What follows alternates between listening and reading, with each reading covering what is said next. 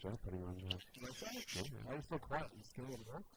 Yeah, I mean, that's loud around the Should be. That's a known thing. Talking about Pearl Jam, he likes Pearl Jam.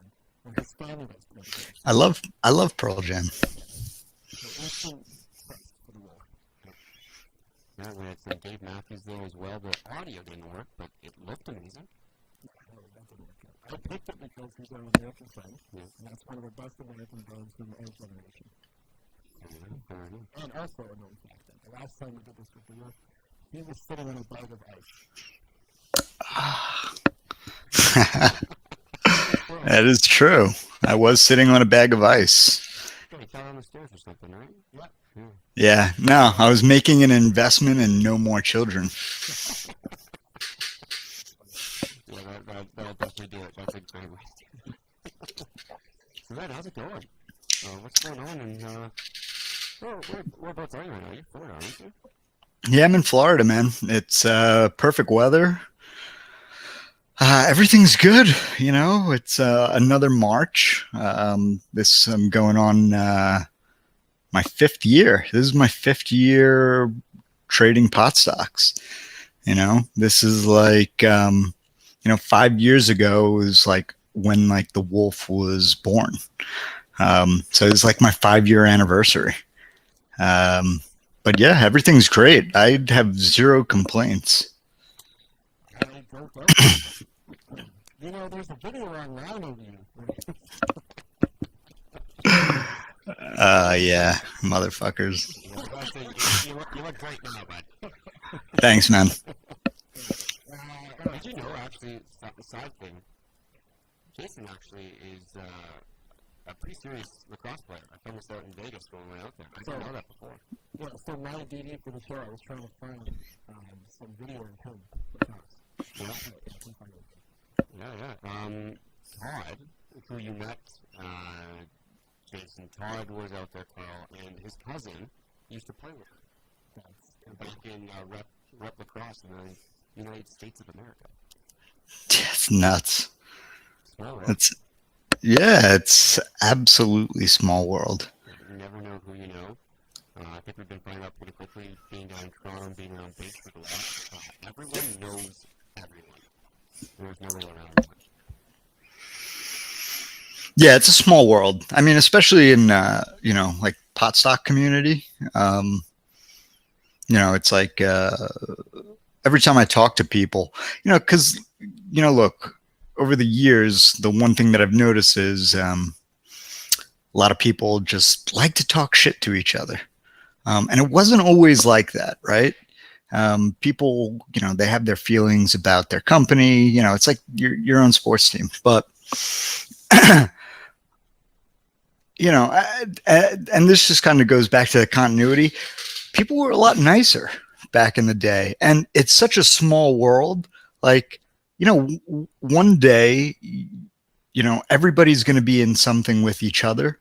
And it's like, okay, you've been butting heads with this guy for the last month on this other ticker, and now you both are bullish on a ticker, and now you guys can't get together because of like stupid beefs.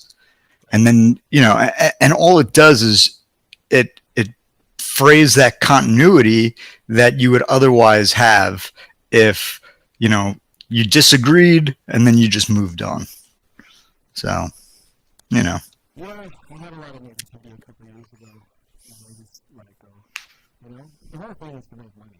Make friends, make money, don't hurt people, do good to people, live life. Exactly. That's it. That's, yeah. Look, and I really mean this.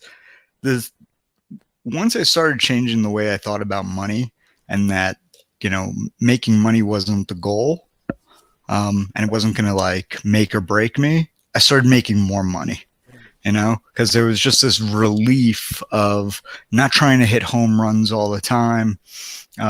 Look, if you could make 1% a day, 365 days a year, you're killing it, but everybody, there's too much just FOMO out there. Like, oh, I saw, man, this guy was in this ticker and then they had this big announcement and, it skyrocketed.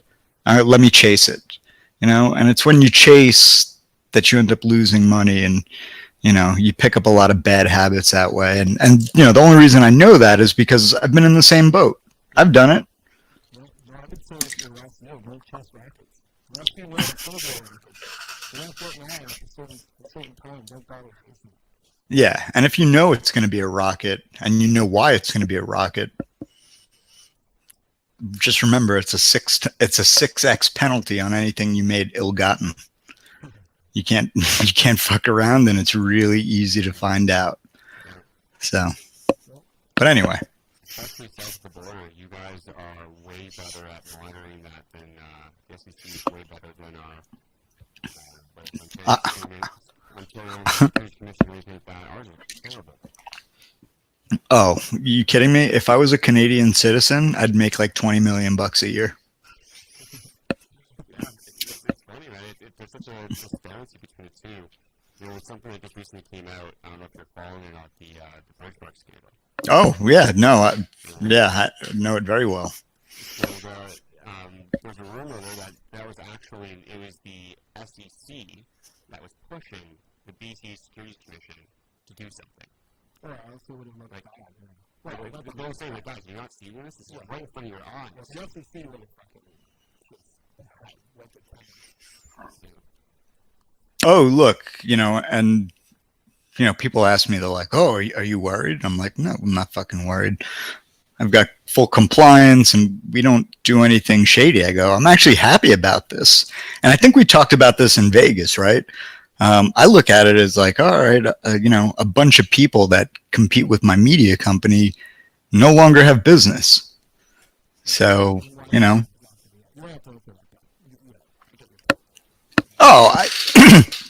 look, it's just when there's a lack of competition out there, then it's supply and demand. So there's more demand for, what we do. And, because, look, a lot of people don't understand what Marijuana Stocks does.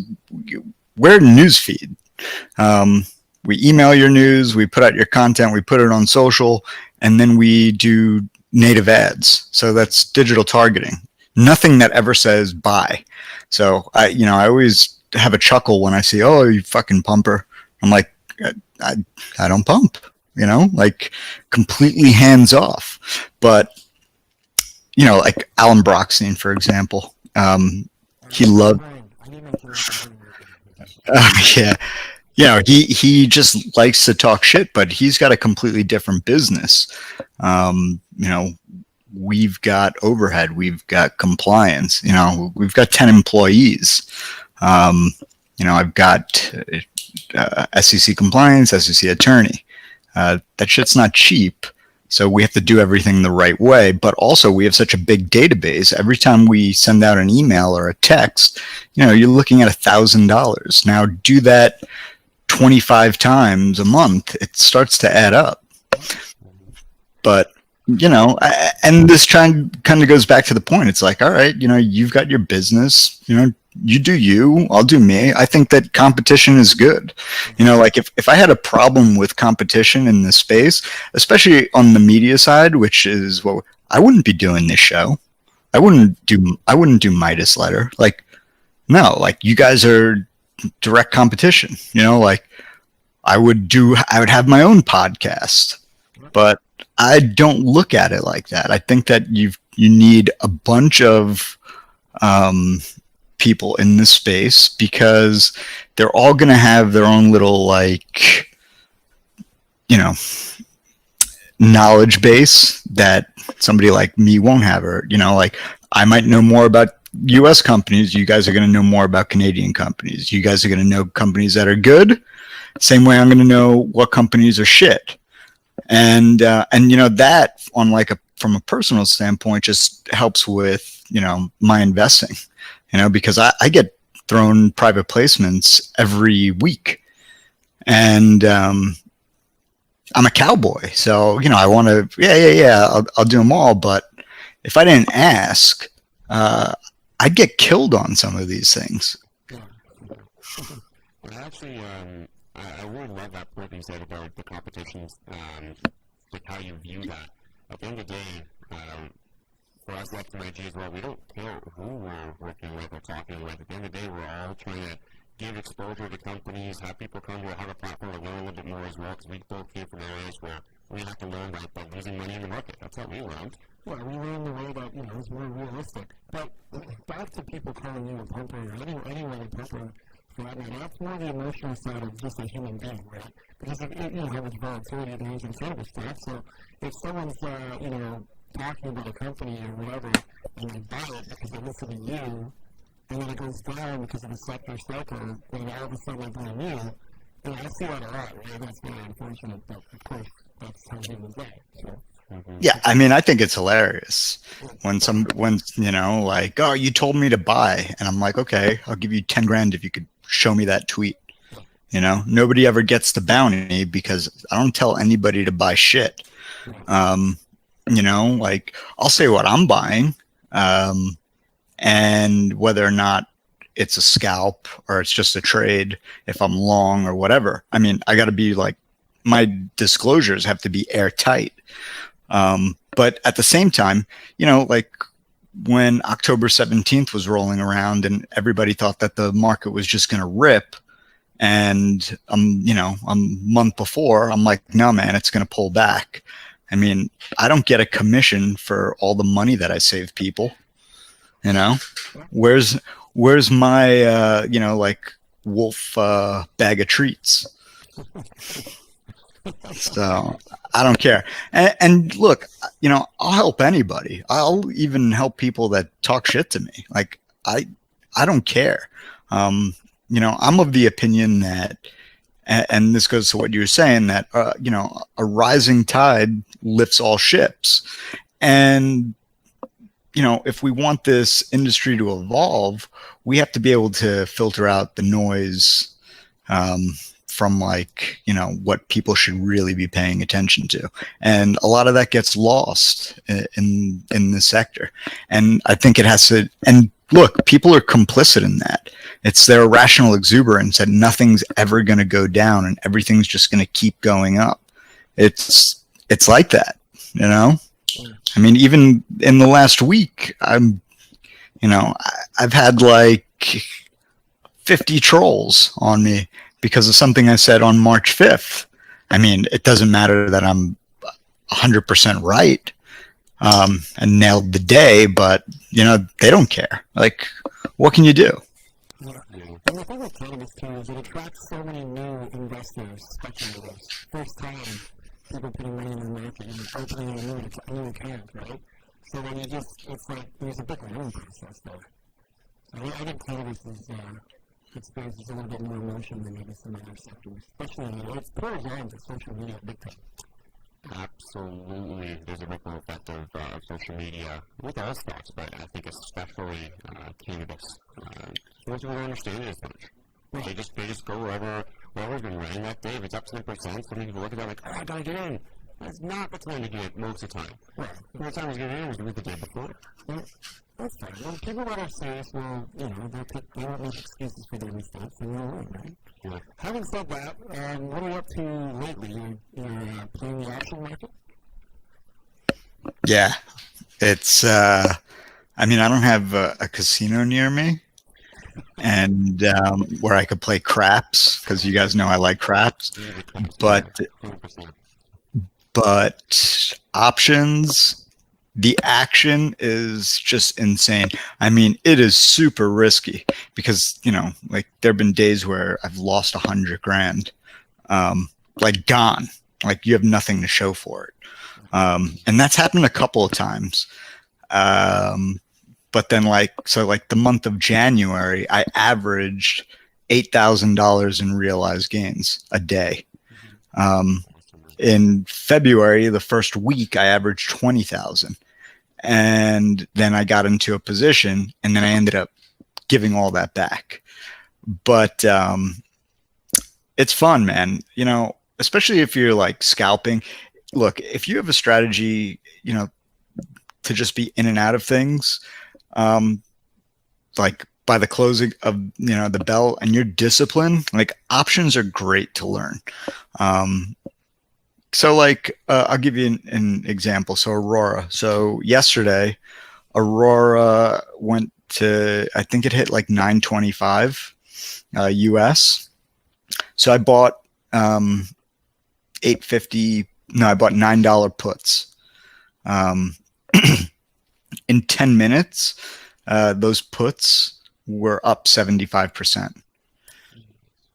You know, and I also had 850 puts. So I did 75% on the $9 puts, and I did, I think, 55% on the other ones. So I had a short, and I'll give you another one out of the cannabis space. So I had a short position on Roku. I had a short $73 puts that expired today and $67 puts that expired today. Yesterday, Roku hit $61, and I had 200 Roku puts with a cost basis of 45 cents. They hit almost $7.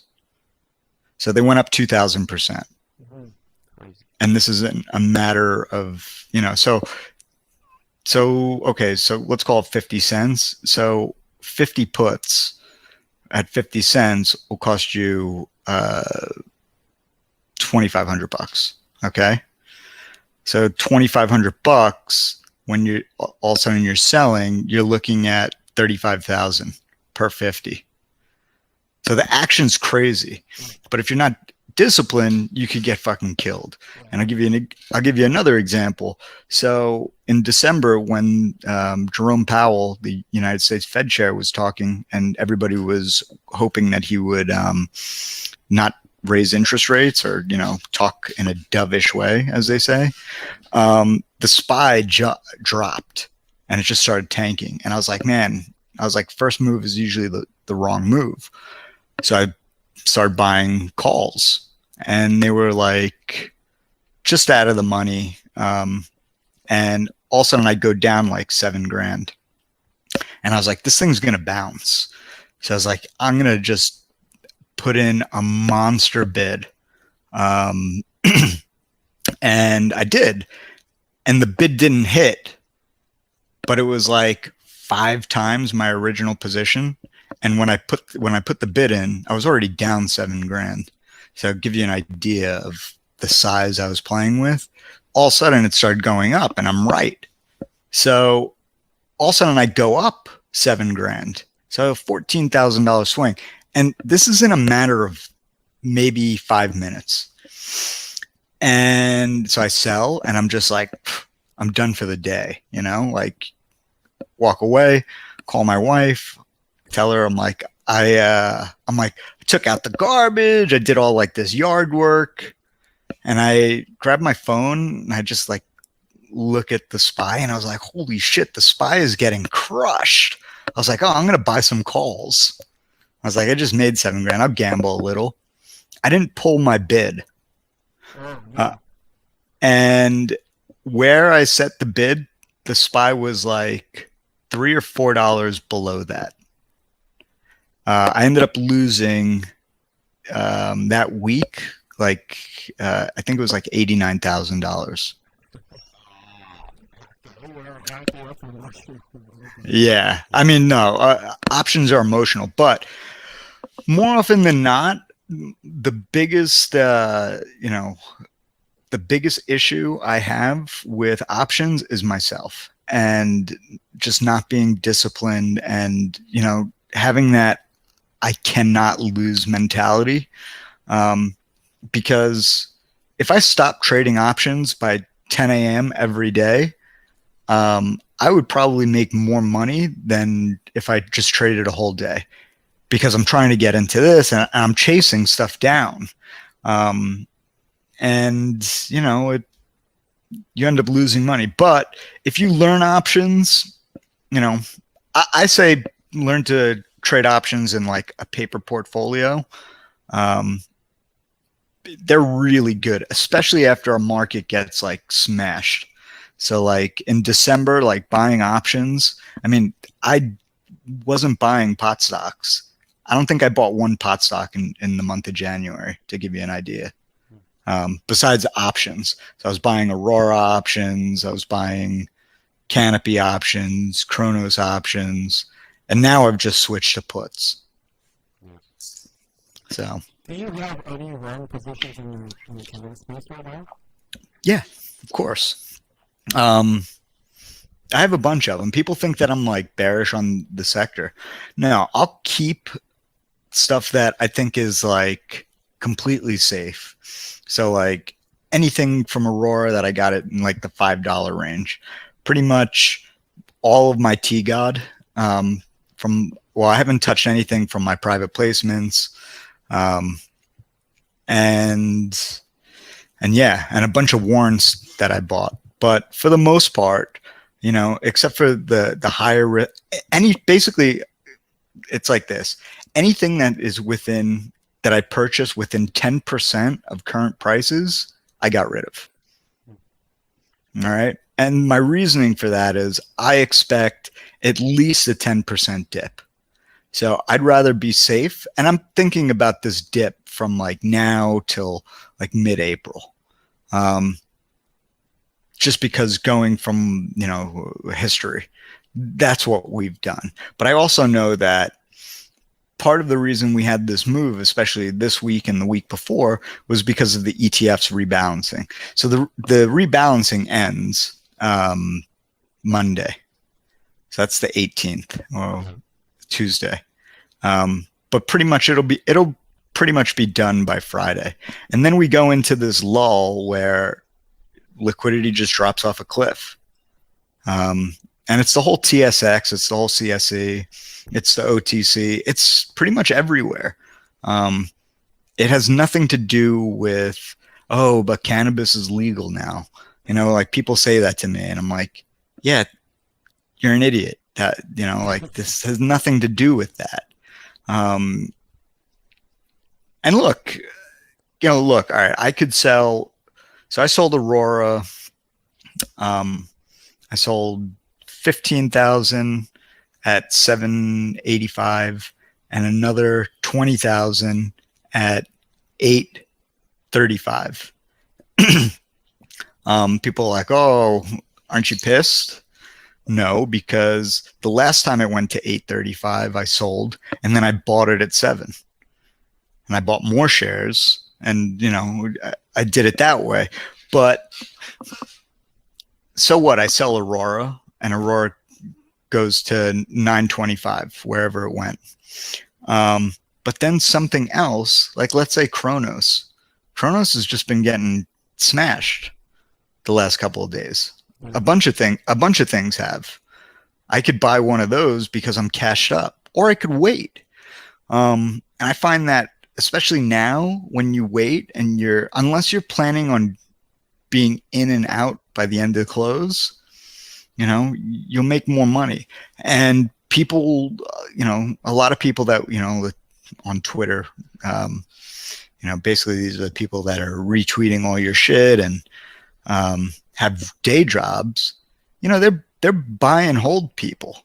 They're not scalpers. They don't, know how to like get a position down from, like Aurora. I bought $500,000 of Aurora at $10 US. All right. And I spent like 3 weeks getting my average down, just selling pops, buying dips, selling pops, buying dips. And it's just a lot of work. So I don't want to do that. And I like the idea of having cash to buy something that's distressed. And something's going to get smashed, like without a doubt.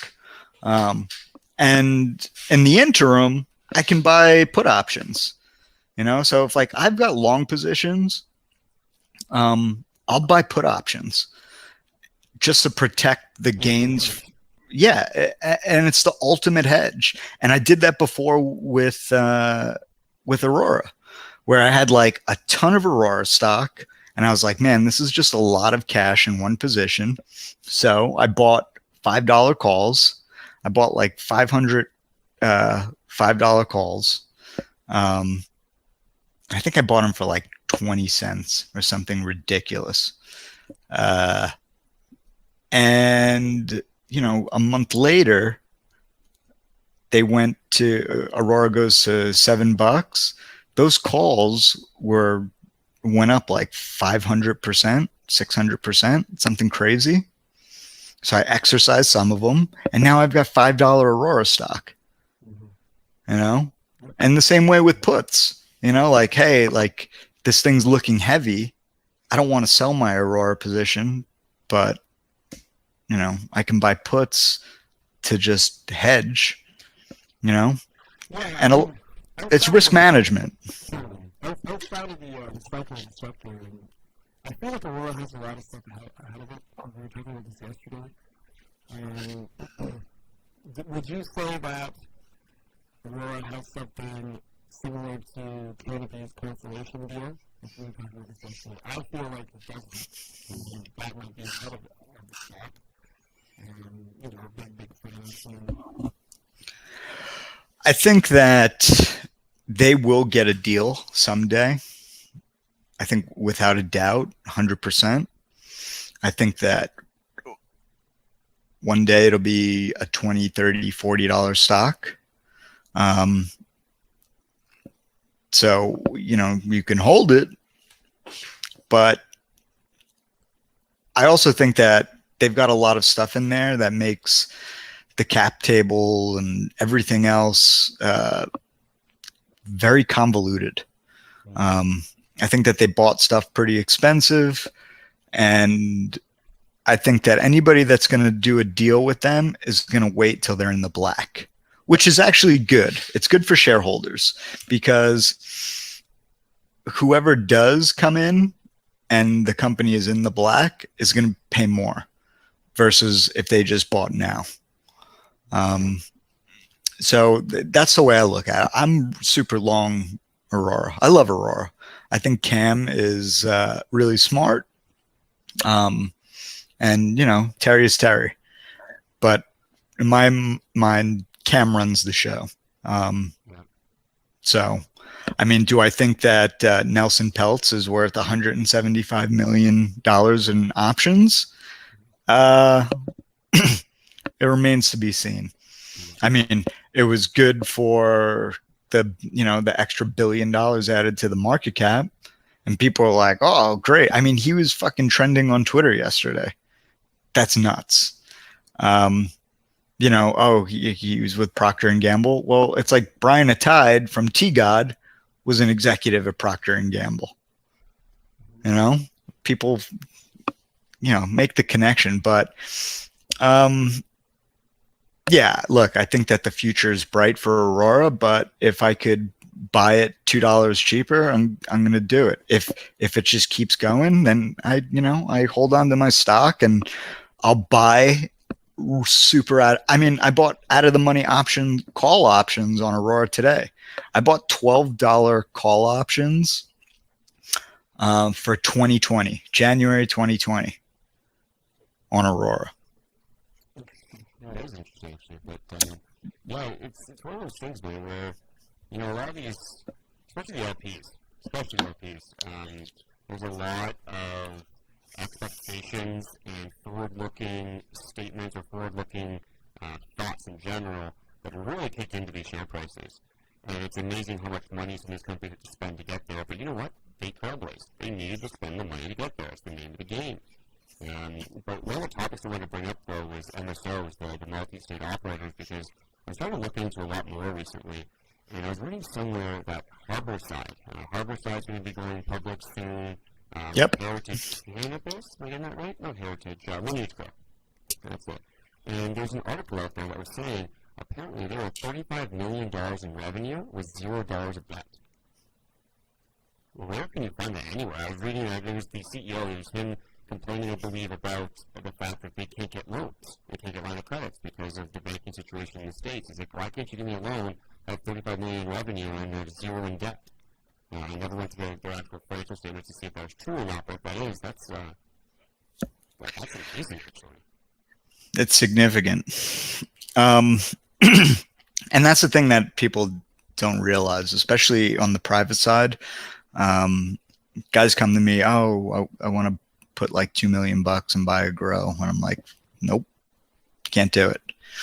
And the reason that they can't do it is because the guys that are well financed, some of which are public, some of which are private, can deal with the fact that they can't get money from banks. They can't get loans. They can self-fund because you could have a grow and, like we've got a grow in Nevada, or a couple of them, a bunch of licenses. I mean, it was 50 million put in, and it's 4 years later, and money is just now coming in, and people don't have that, that patience a lot of times, especially investors. But when you do that and you come in self-finance, you can also squeeze smaller operators out. And that's part of it. And a lot of people don't realize that. So, I mean, look, having 35 million in revenue and no debt, I mean, it's great. Harborside is it's run by Steve D'Angelo, who's a trailblazer, just from a cannabis rights perspective. I'm sure it'll do well, but public markets is a different beast, and just having a dispensary is not enough. MedMen is a great example, which I think will be one of the biggest black eyes on the cannabis space ever. But yeah, I mean, look, the MSOs that I like Harvest, I like Trulieve, and I like Ianthus. Who else? Acreage, I don't really know too much about, to be perfectly honest. Besides John Boehner's there. But so in the state of Florida, they just passed that you can smoke flower. That's going to be a huge advantage for anybody in the state of Florida. So that's like, I think Liberty Health, Trulieve dominates Florida. So I think that'll be the most interesting thing to watch. But at the same time, a bunch of these companies also have shares coming free soon. What about green growth brands? GGB? That's the people that made the deal, tried to buy Afria. Yeah, fuck that. I wouldn't touch it. I don't like, look, when a company does something like that, and I just look at it as fuckery. Hey, we're going to give you an all stock deal, and you've got 10 times more than we've got. Yeah, that, to me, that's not a serious player. They could be, but yeah, I like things pretty simple. Like people have their beefs with Aurora, and their beef is you spend too much money. All right, you have your beef with Afria, it's different. You have your beef with Green Growth Brands, it's different. Green Growth Brands is just like, hey, we're going to just try this stupid deal that is insulting to Afria shareholders. So, like, I can't get behind a company that does that. Well, it's very similar to Nevera. So for myself personally, I never owned a share of Afria ever. After Nevera, where they did that 150 kilogram of CBD isolate or something like that deal that made Nevera's share price go up by 20-some-odd%, and the next week there was an offer to buy them out. Well, the issue is that both insiders from Nevera and Afria both own shares in both companies. It kind of made it just like GGB. I know there was that what's the name of the family again? Albertsons? No, the Schottensteins. Schottensteins LLC had shares in Afria beforehand. Yeah, that was a special vehicle. They were trying to get cute. Yep. I see those things, and you do it once in a while. Well, at least that's an investor. I mean, you're always looking for the red flag. There's so many things to look at. If you see something you don't like, don't try to make it something that's not. Right? Yeah. I mean, I could be here all day and just drop dimes on companies because, dude, the shit that I know will make your head explode. I feel like the work is the best guy for that segment called Puffer Pass. Puffer Pass? Yeah. We should. We're having issues getting that up there. But, so Jason, we sold something. Carl called it Puff or Pass, where we've been going to the news release of the day because we've seen so many freaking cannabis news releases. Well, but I think we should go with that with the not do news releases. We should just name companies. Name companies. Interesting. Yeah, we could do that. Be like a lightning round. Yeah, disclaimer. No one here is a financial advisor. Don't listen to us. But let's start with what should people know the perspective? If you're passing, is it because of the valuation, or you don't like the company, or both? I think you have to think about right now. Would you invest in the company today?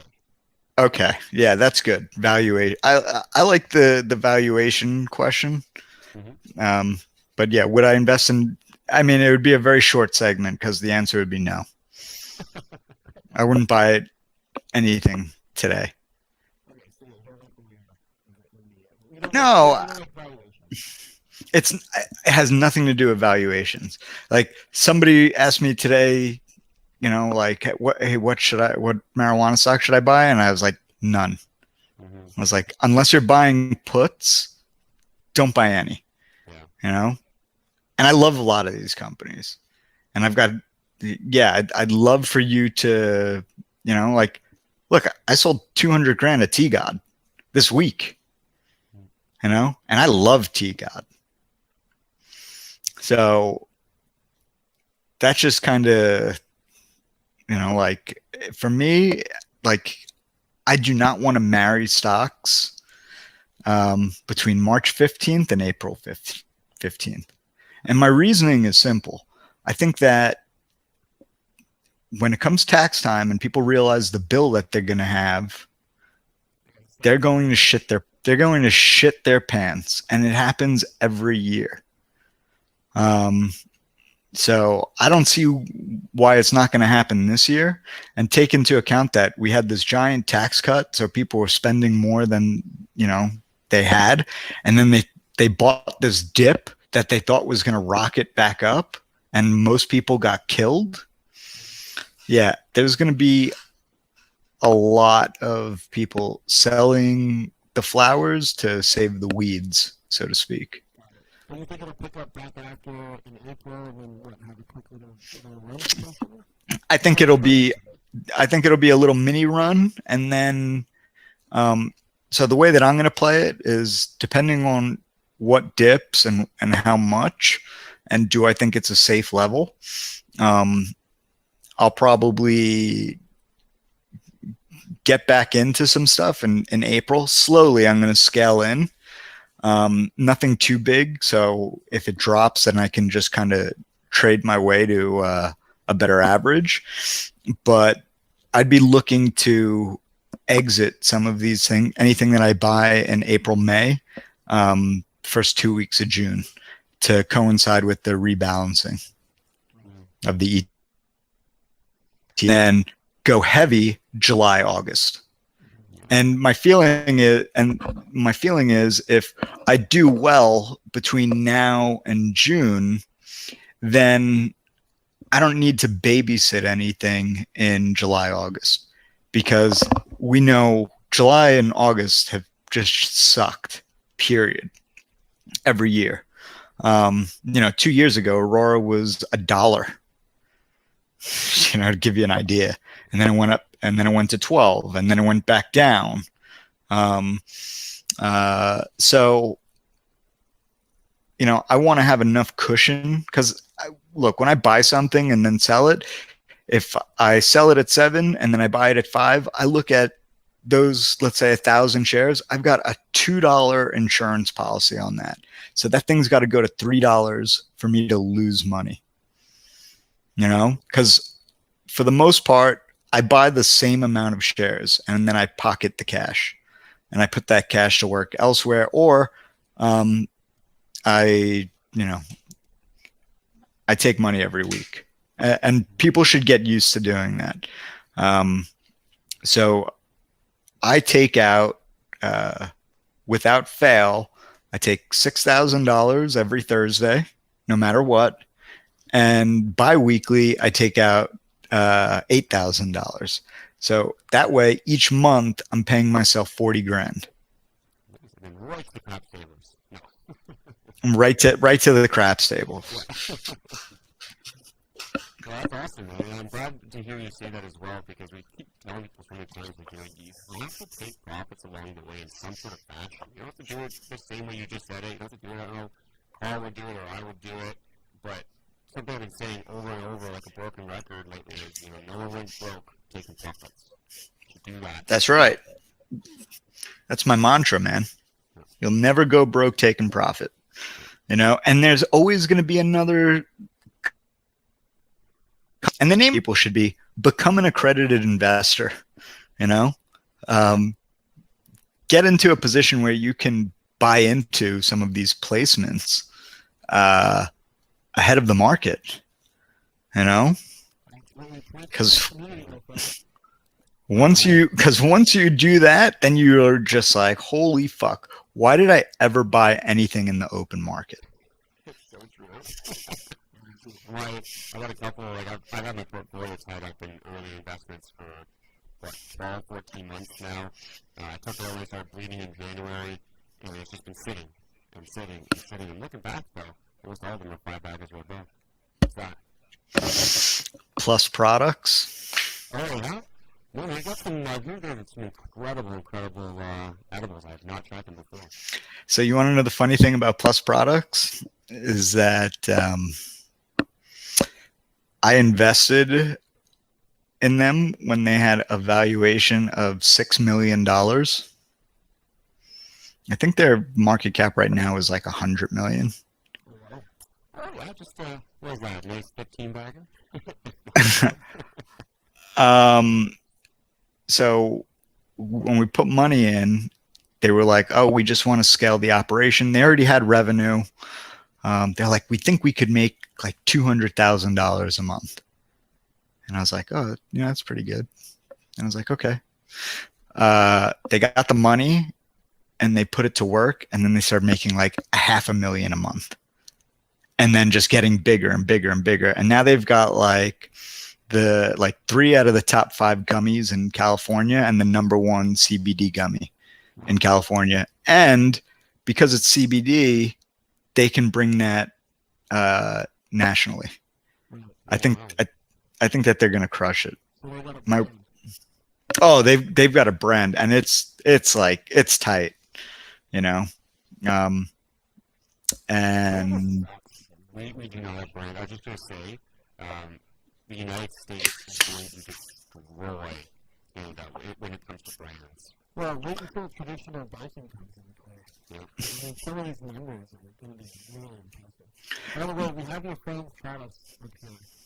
1933. Oh, yeah. Oh, Braden Sutton. Yeah, we have them up here on the shelf. These are unfortunately free. They had to go across the border. They sent us some stuff over here. There was like THC lip balm, and I was like crazy. I was around the face with whatever. I can put cannabis inside my body in almost any way I want. It was really very unique. I used to like that. Yeah, I've got a bomb. A lip balm, like a THC lip balm? Oh, well, I used to. I don't have it anymore, but I have a balm for like joints and like muscles. Gotcha. And it's good for like if you get migraines, so you put a little on your temples. Because I'm staring at a screen a lot, sometimes I get some nasty migraines like once a month. Mm-hmm. And I'm just like out of commission. But yeah, I like 1933. I like Braden. He's my boy. We go back since when there was like 20 companies in the space. It was like the only company. I'll give you an idea how long ago this was. The only the two biggest companies in Canada were Abatis and Supreme. That is the biggest. I'm so careful about talking shit about companies. I usually don't. Abatis is a flat-out scam, and here's why. We tried, our whole community tried reaching out to them and trying to reach their IR, whatever it be, nothing. Then their 9-month financials came out, and they had spent something like $17 million on management fees and promotion. For a company that dropped 80% in value and made no revenue. That is the epicenter of Goldschmidt. Allegedly, supposedly covered. That's Vancouver for you, buddy. Yeah. You're dating the sector. Oh. Abatis and Supreme. Oh, I mean, like, that's just kind of, yeah, how. Oh, yeah. So that's how far back me and Braden go. When like that was a thing. When Abatis was a thing and when Supreme was a thing. But yeah, like Canopy wasn't even trading yet. Canopy was Tweed, and somebody from Tweed asked me if I wanted to do the private placement, and I said no. Yeah, 75 cents. Well, okay, I guess the first question is, why did you pass on that? Because I didn't know what the fuck a private placement was.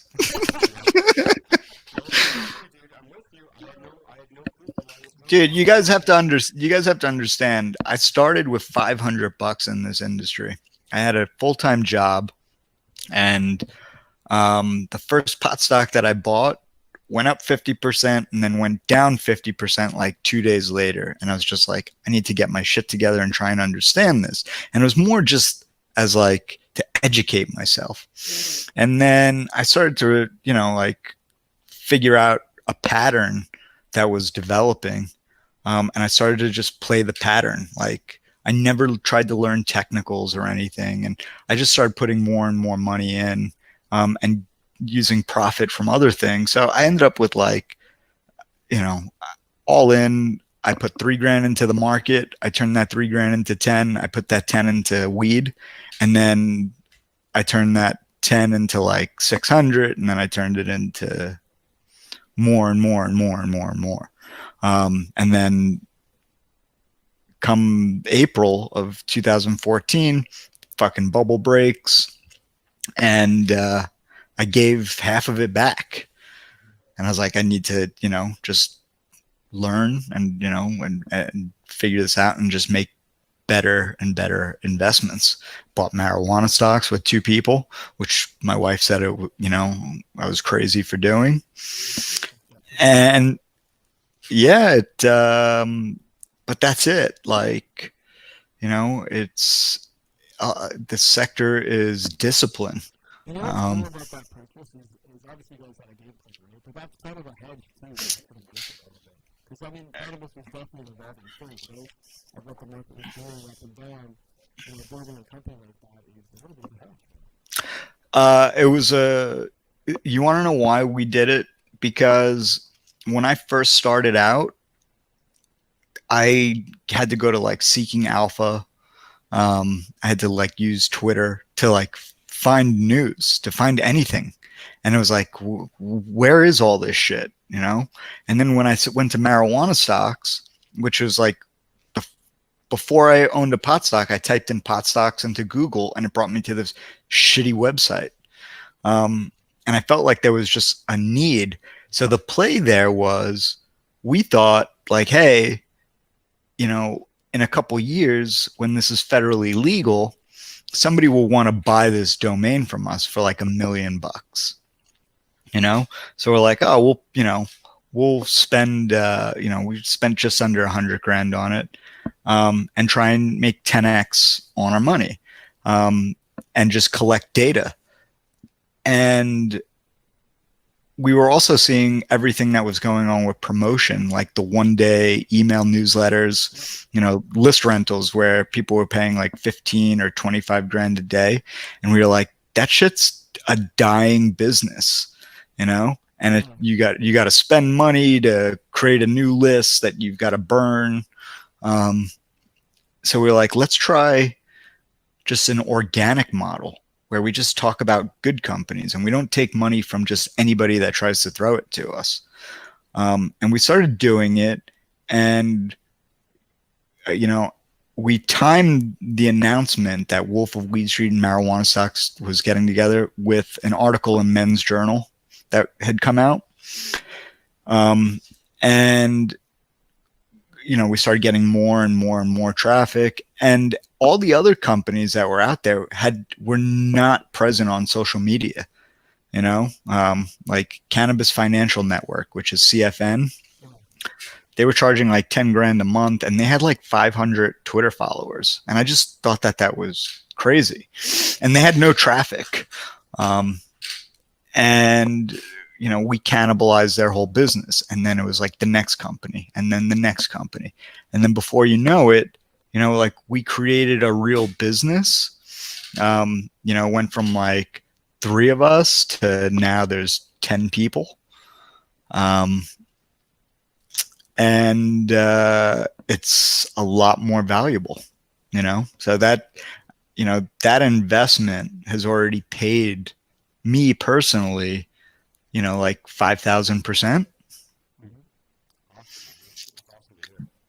But there are people like you, Grizzle guys, and like there's a good space for you guys. And I want people to be fucking successful. Like, you ever see The Princess Bride? You ever see that movie, The Princess? Inconceivable. You know that part? Well, what the fuck is wrong with you? It's a great movie. It was on the other night. That's why I'm saying this. So, and I tell you, so the main character is, the Dread Pirate Roberts, and he's like, I'm not actually the first Dread Pirate Roberts. Neither was the guy before me. So, like the whole thing is you've got to pass the torch. And it is going to be a younger man's game. And, look, I enjoy this industry. I made a lot of friends, but, I think that more people need to sit at the table, so to speak. And I'm happy to help in any way with aspiring entrepreneurs or, whatever. No, we really appreciate that. We just like leveraging this platform to meet people, get around with our facilities. Really, as much as you need money, we don't necessarily do it for the money. I think we're right on par with your approach that you alluded to earlier. Yeah. Well, and when you let go of the need, then it just kind of comes to you. Not to be cheesy, but I kind of learned that to take that approach, years ago, just listening to, Rich Dad Poor Dad stuff, man. I mean, and you started. Sorry, I'm not laughing at that because I know you love that book so much, and there's a lot of inspiration. I'm laughing because Evan Schroeder is saying exactly what the fuck is wrong with you for us not watching that movie. It's a great movie. Hey, do you got an update on that other project that you're working on? I won't name it because I don't want to run it out. If you want to give it an update, if you want to give an update, go for it. The other project I'm working on, no, I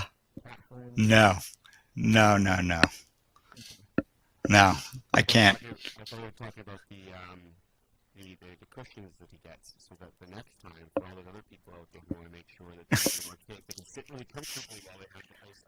You're talking about the cannabis cushion. Yeah, the cannabis cushion. That's what I thought he was talking about. Yeah. Patented already. No. Look, I'm, doing a couple things. I'm about to reopen the fund, which is always fun. So a lot of people know I've got like a little fund where, you know, you're in for X amount of time. And, you know, we trade a position, and after that time period's done, boom, boom, boom, you get your money, and then we do another one that's bigger and bigger and bigger. So I'm looking forward. I keep seeing people putting gifts. I'm getting personal with friends that are watching, and they're like, dude, you haven't seen the Princess Bride? They're so angry right now. Sorry, I think I just cost you some audience members this time. Yeah, no, it's always good hearing your story, man. But yeah, let's start taking questions. Let's not bore people with you know, I don't like talking about myself. I already know I'm great. Let's hear what from the people. Well, I'm sure there must be a right person on Twitter. I'm trying to get questions that are here. Let's see. Thoughts on TRST, which is the Canadian ticker for CanTrust. I like CanTrust. I really like them. I actually I own them up until like 2 days ago. Oh, Yeah. And I didn't have a big position. I think I had 10,000 shares. And yeah, I want to own it again. Let's put it that way. Yeah, it's been a great run from its lows. Just before last year, it was down at it had a low of 594 Canadian. Forgive me as I've got all this up in Canadian dollars right now.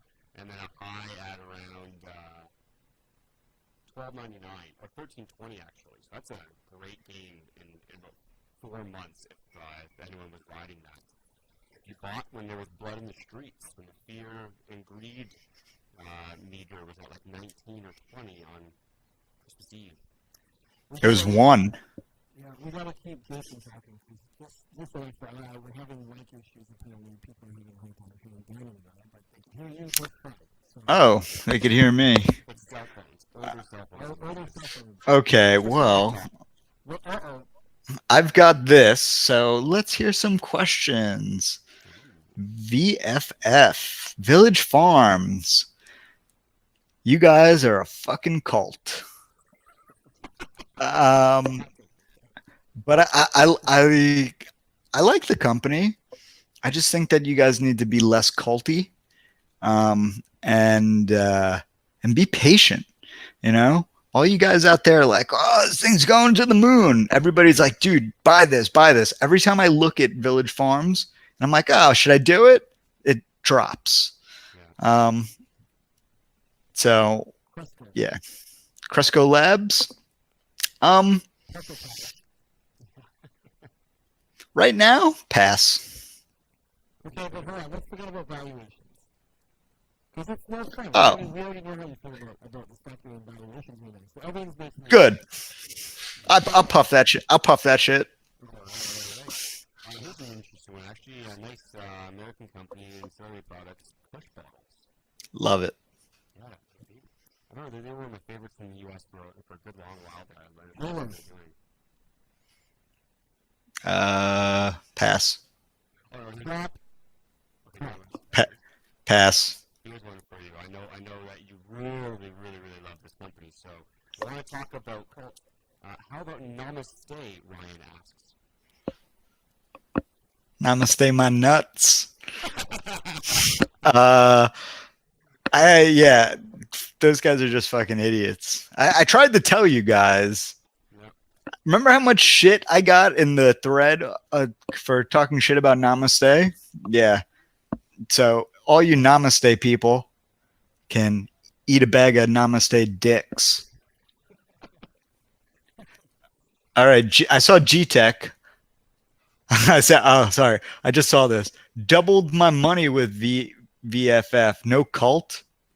Nah, dog. It's a cult. You could double your money in a cult. It's fine. I like CBII. That's new. I think it got hammered, but my boys at Merida Capital are, investors in it, and they don't buy shit deals. I have 75 shares. 75, so I got it in a spin-off. Just randomly. It was just randomly in my bank. That's funny, actually. Sproutly. There you go. There's your answer. Pass. Carl calls it dump stay. I like that. What else we got here? What's the biggest pump and dump? MedMen. Yeah, that one was interesting for sure, man.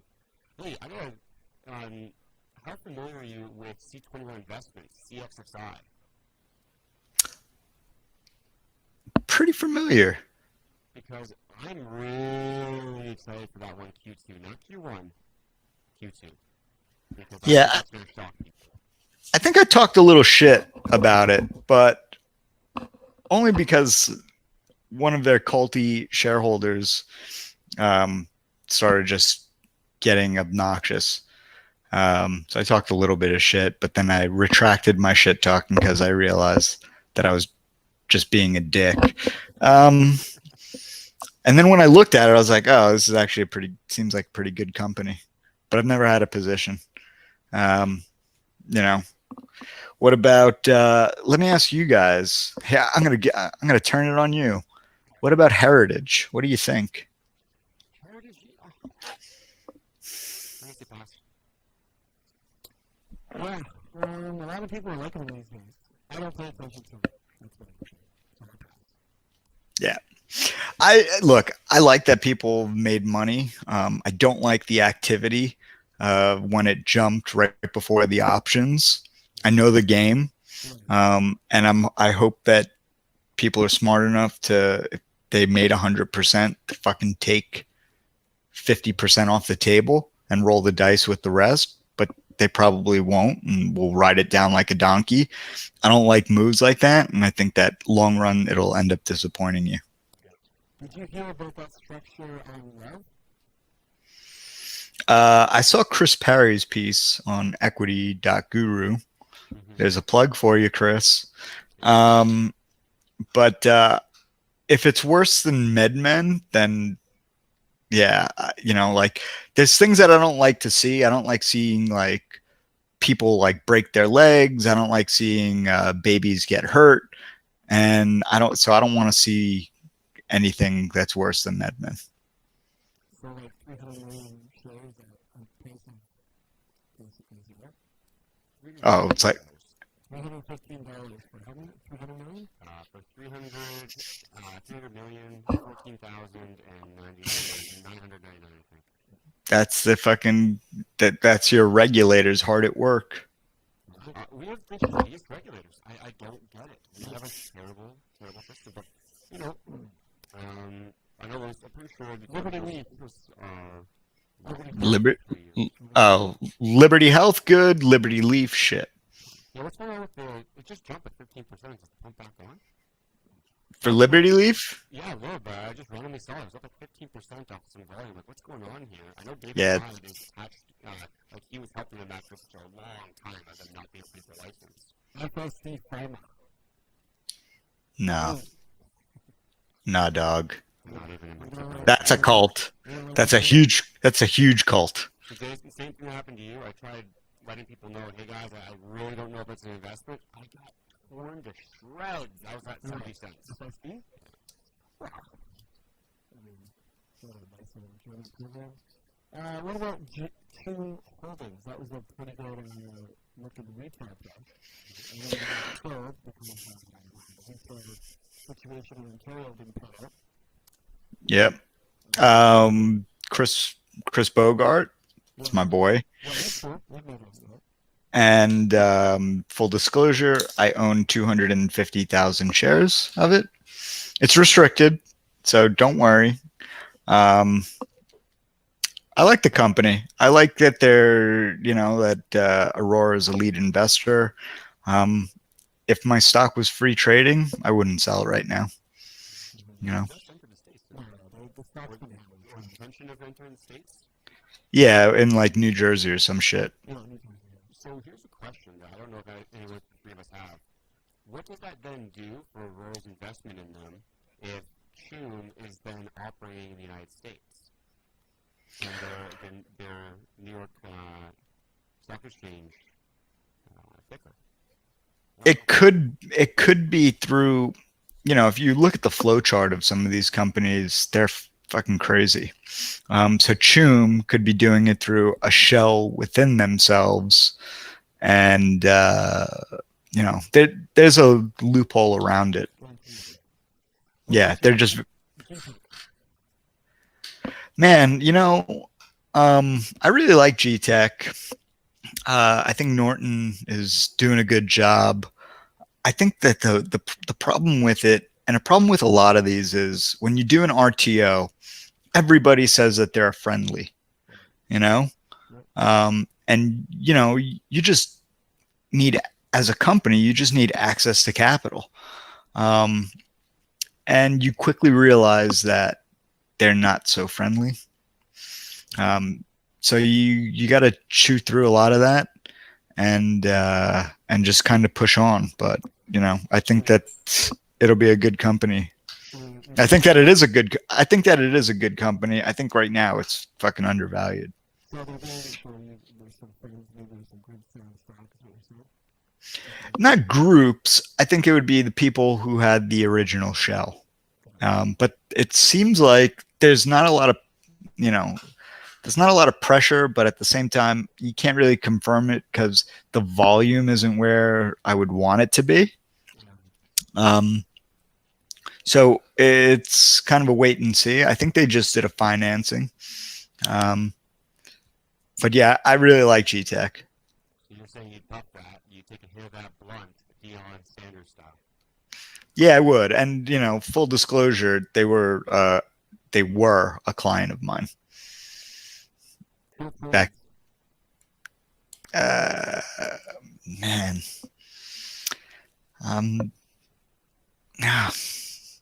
No, pass. I don't actually know that. I never looked into them a lot. I've seen them come here for them.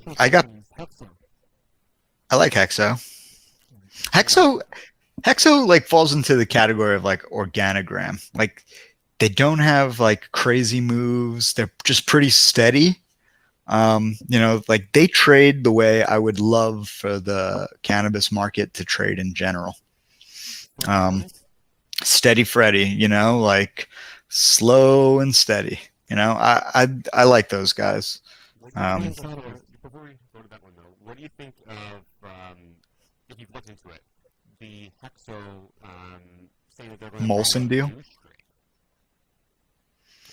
What's Newstrike's ticker? HIP after one of our greatest singers who died now 2 years ago. Rest in peace, bud.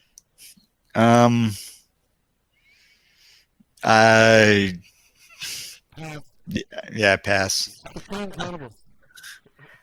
I like them. I think that they're probably one of the easiest buys once they get closer to $1 US. It's funny because I bought like 100,000 shares at $1.06 last year. And then one of my friends, I told him, and he's like, "Are you fucking crazy?" And like giving me all this shit. And he like spooked me. So I ended up selling and making like $5,000, but I sold it at like call it $1.12. So I spent $100,000 to make like $5-6 and things like $1.80 right now. So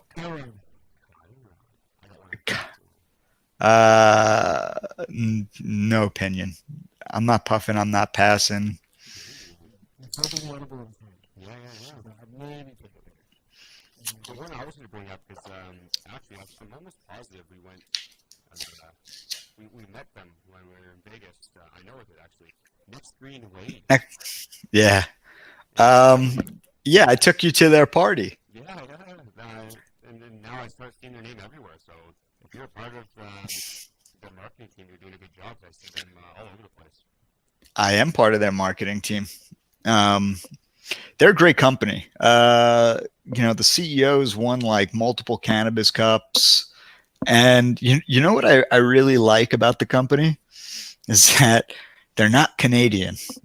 So they're not like capital market guys from Canadian. Like one guy's from Australia.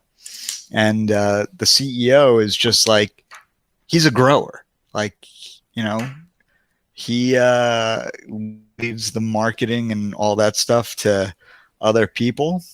But, it's a good company. Fuck.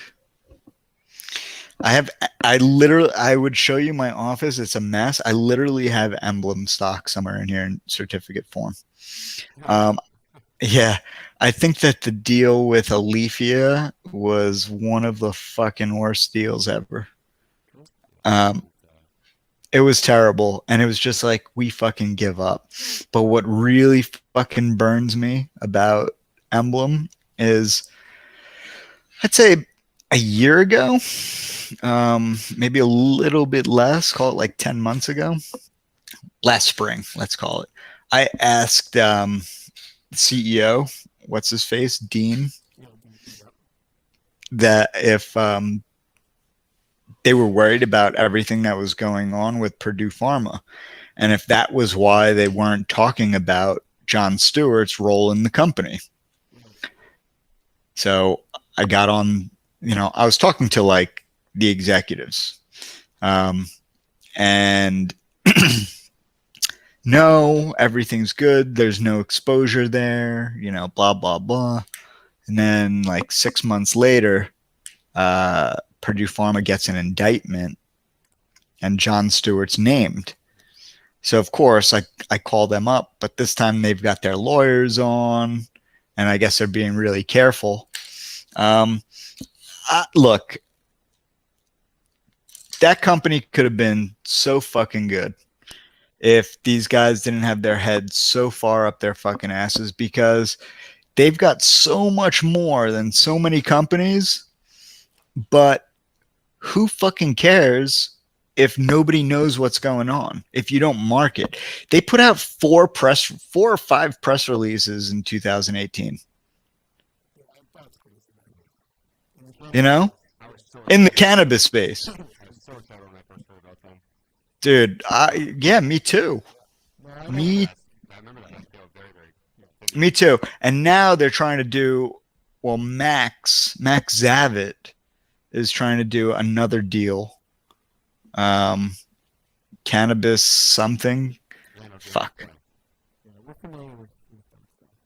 Yeah, they tried pitching it to me, and so I said flat out, I was like, you're naming these people? And I was like, well, that deal was an abortion. This guy's an idiot. I was like, I'll do it. I was like, but somebody has to sell me their first money in stock. It's the only way I would do it, because I think it was like $1 Canadian. I was like, no, sell it to me for fucking 35 cents US, and then I'll think about it. Yeah, one of my buddies from high school actually is helping them supply with this Tilo organic soil. Small world step roll soil. That is the product. Canopy Rivers. Yeah, I'll puff it. Only, yeah, exactly. It's like, I don't want to, but I like money. Yeah, I can't be a hater. And like their association with Canopy, will make people money. So fuck it.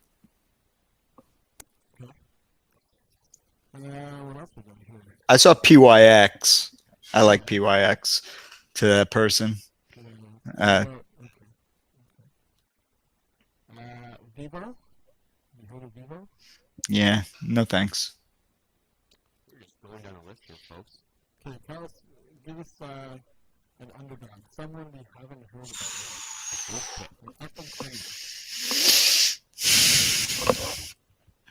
I don't think enough people, honestly, and I don't say this because my wife owns 1% of the company. I think Plus Products, Yeah. you know, April 27th, there's stock from these placements becomes free trading. I'll be like scooping up shit in the open market. And my certs, I just showed my Series A certs are right here. So like I have no intention on,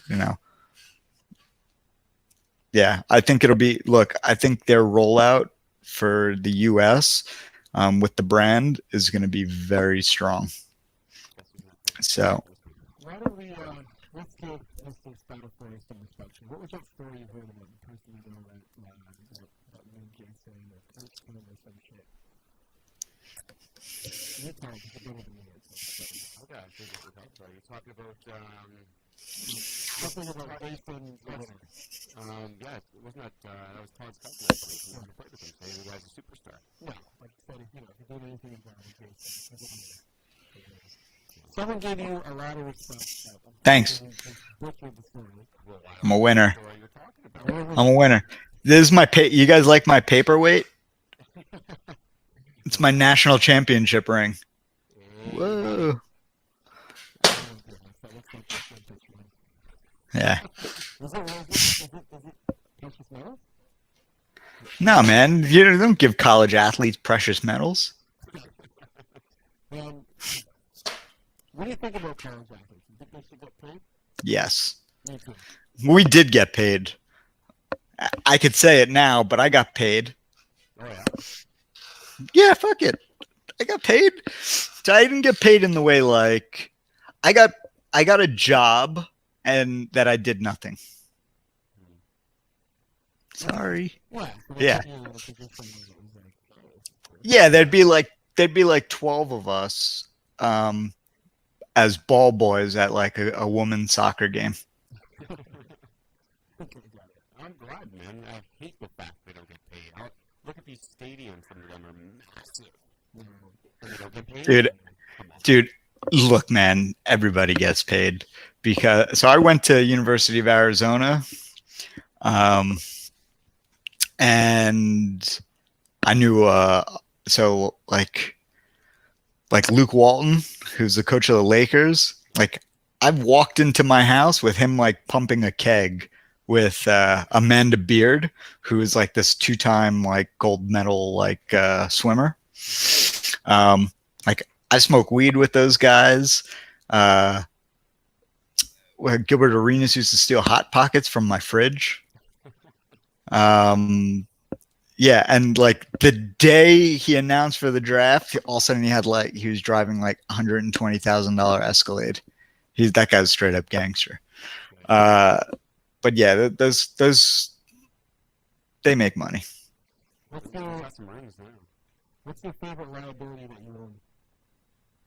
My favorite liability, like stock or anything. I don't have any liabilities. You don't have an actual word store?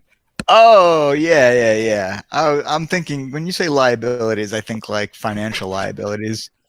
Sorry. I fight with him all the time. His understanding of an asset and a liability is so fictional. Actually, here, let me grab something. Hold on.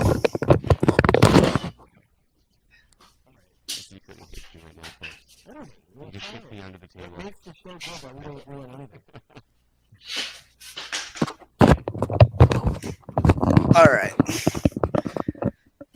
Here's my favorite thing that I own. Hold on, what's it like a little bit? Can you guys see that? Yeah, that's fine. Okay. All right. Now this looks really weird to everybody. All right. But I will follow the first person who tells me who is in this picture.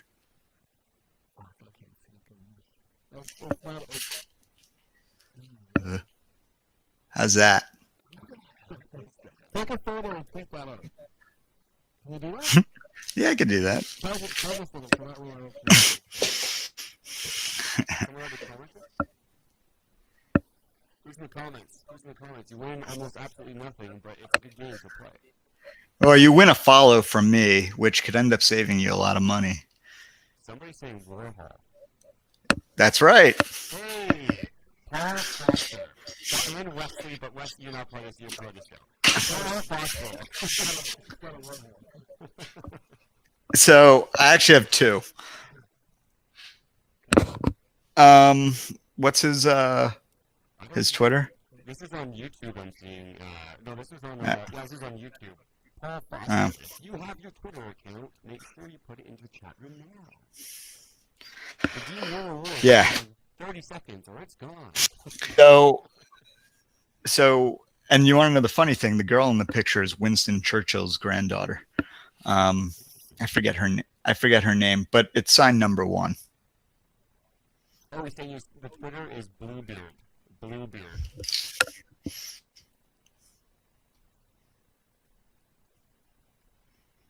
Got it.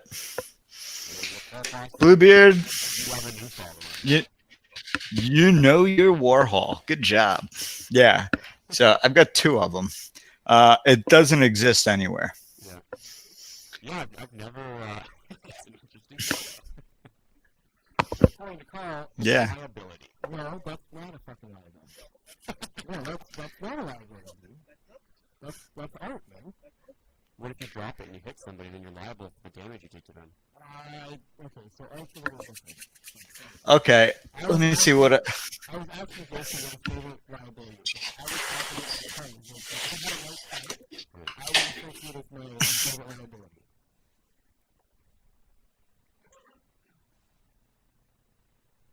My last is. Oh, dude, that actually looks sick. Hold on, don't look that on, Jay. Oh, good. Oh, I think his headset might have been unplugged. Oh, shit. Are we good? Yeah, we're good. Yeah, we're good. That thing's sick, man.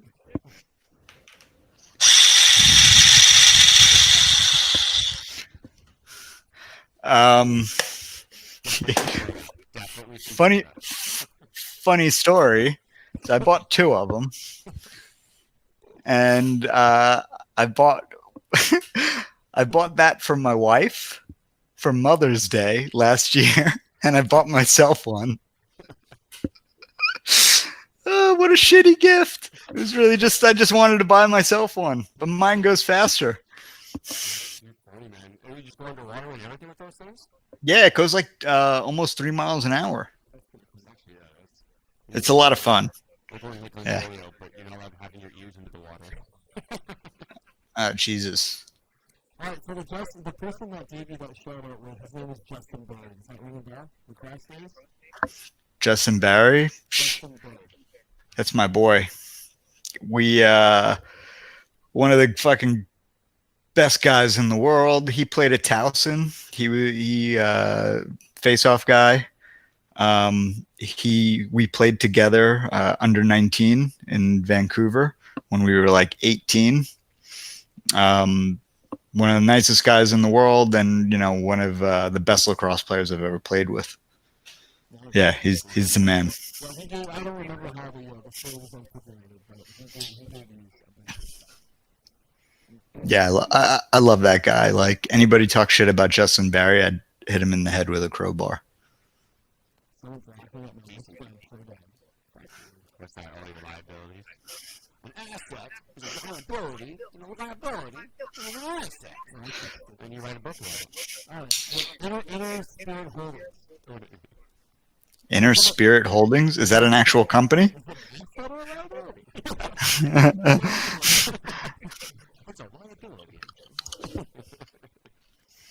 What about nutritional high? You know anything about eat? Yeah, eat shit. Because plus taking over is what it is.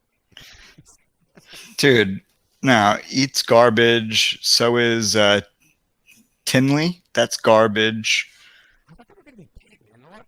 Oh yeah, everybody was so big. Like, Tinley's gonna be the next Canopy. Canopy's gonna buy them out. Yeah, I heard all of this shit. yeah, and the management wasn't saying anything. They were just like fostering it. It was like what's his name, Jeff Mazer, and then I tweeted about it, and he sent me an email to take the tweet down, and I told him to fuck off. So I was like, I'm not pulling the tweet down. Fuck off. And I think was even worse. So that's just a mistake. Call me, ask me. Don't say what you said was bullshit. Take it down, like you're my fucking dad. Like, no, motherfucker. Like, now I'm gonna be a dick. And yeah, everything I said ended up being true. I mean, see, when you have lawyers, when you have a bunch of lawyers, you can be confident. no, you can look. Nobody is gonna look. You can talk shit to these companies. You just have to know, how far you can take it and what you can say. Like, I can say it is my opinion that MedMen is either embezzling or laundering money through their design build teams, and now hiding that fraud or whatever through their REIT spinoff. I think that's my opinion. Whatever.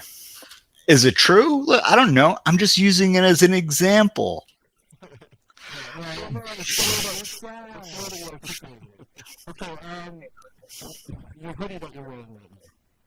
Ounces and pounds.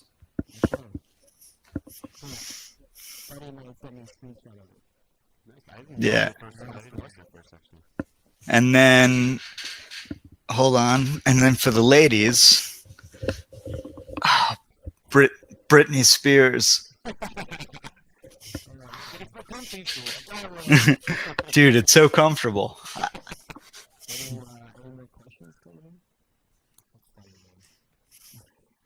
I got a question. How warm is it right now? In Devon. I don't know. I don't know. You're fucking crazy Celsius. It's got to be like 30 Celsius. I don't know, like 85. That's good. Right now it's like probably 30, like what would that be? 38, 41. It's just above zero. Welcome to Canada, folks. Well, guys, listen. Wow, this has been good talk, man. Well, it's so off, but I mean, anyone got more questions? Questions first. We have 3 platforms that you can ask questions, and we may or may not answer. What's your recently favorite strain to smoke? Ooh.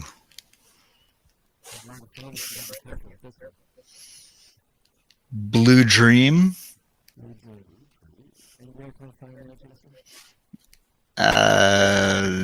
At a dispensary in the States. I don't know. Somebody gave me a thing of keef of Blue Dream, and it's like pretty expensive weed. And my cleaning lady threw it out. She thought it was garbage. Oops. Yeah. In the States are so expensive. When I was in Vegas, it's like $420. I don't know if they're doing it as a joke. For an ounce. An ounce of weed was over 400 US. Like, Vegas, people pay for it. So if you're in Vegas, I think it's a huge advantage, actually. The margins those guys must be making. It's crazy. The trim market in Vegas is nuts. Oh, there's going to be some shit in the next couple of weeks coming out of Vegas. Some MSO deals. And I can't get into it. And let me preface this by saying that I do not hold a position in the company, but one of the bigger MSOs is buying my friend's company in Vegas. Yeah.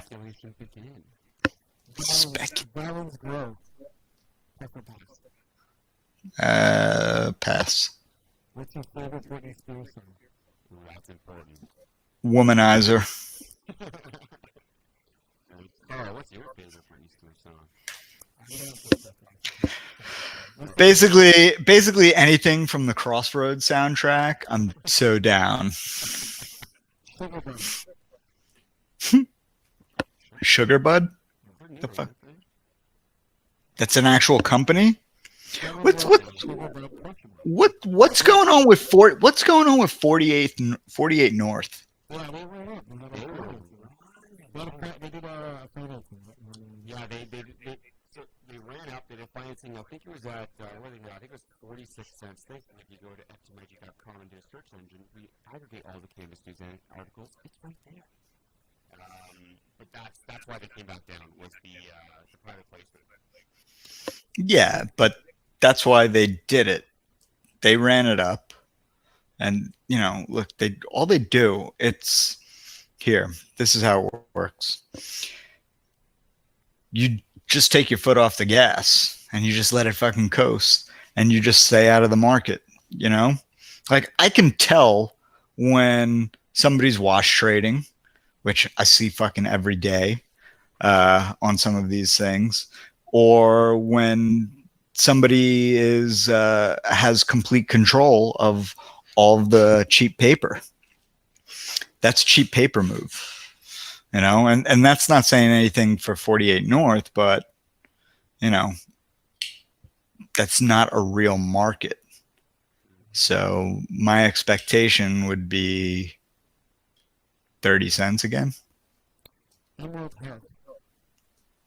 Oh, what is going on? Honestly, what the hell is going on with them? That's another one. It's funny you say that just like that. No joke. Emerald Health They went up to 4 cents. I haven't heard anything from them in a long time.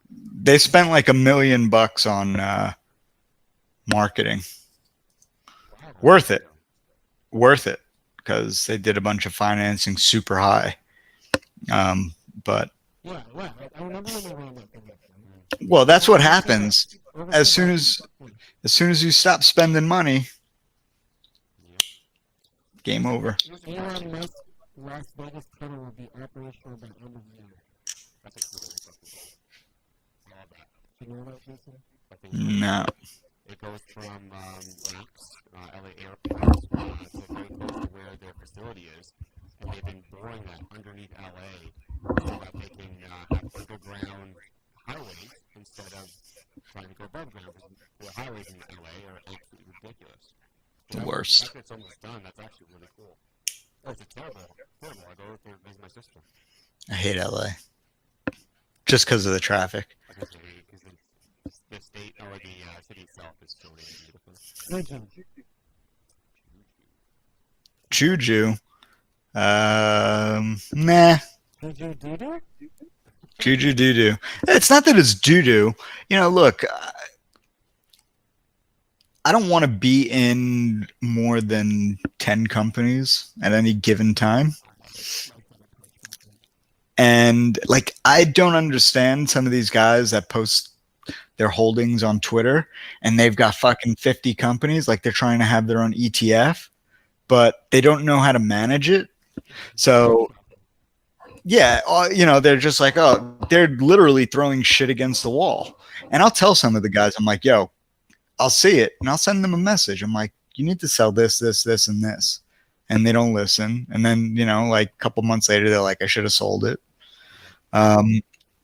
It's too much to manage.